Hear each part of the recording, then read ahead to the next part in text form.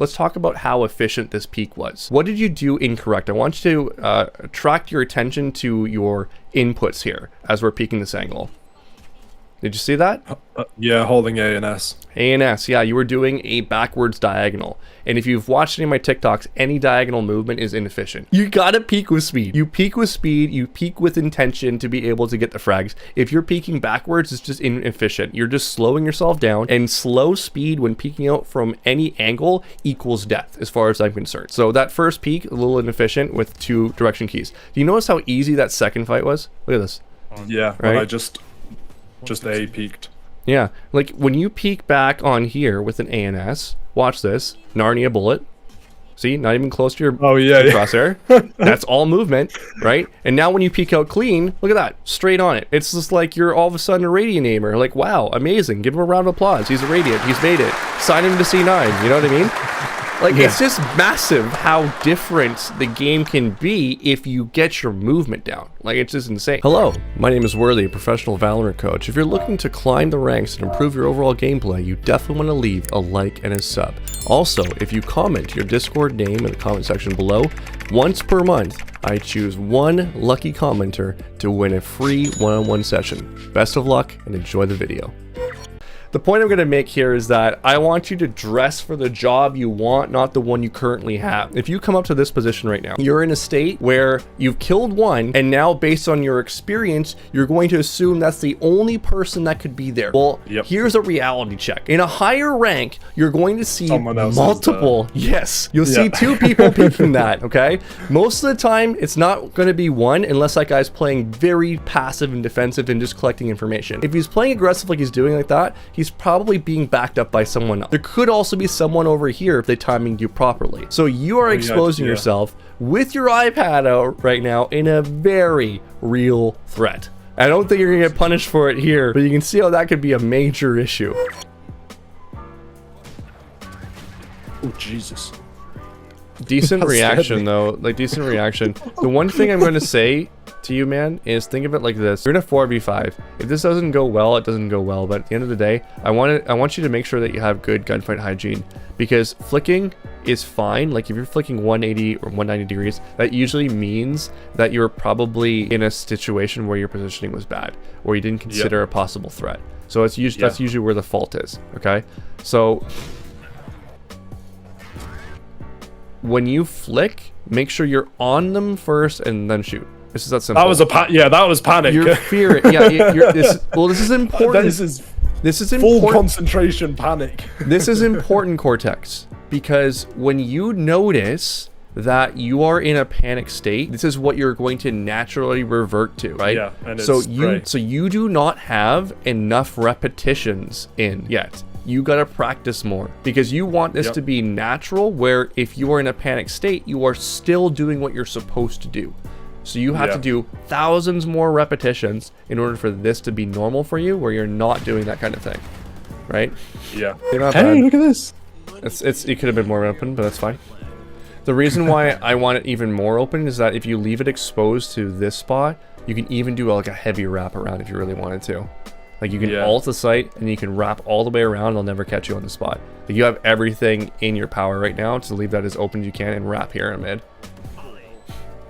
I don't know why I'm in this position. I don't know what my thought process is. Here's the problem, okay? When you're in a 1v2 situation, how should you play it? When you think? Well, just try and get whatever you can. Try and prolong it as long as possible. And I just threw away one of the things that would help me do that. You could do that.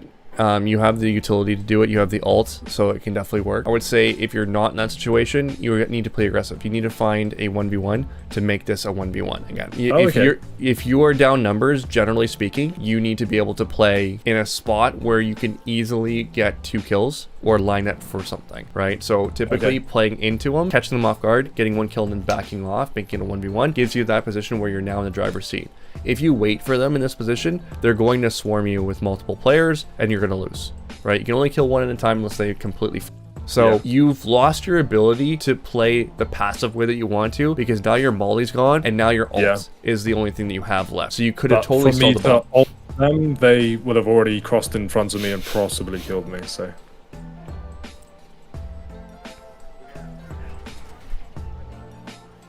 Oh boy.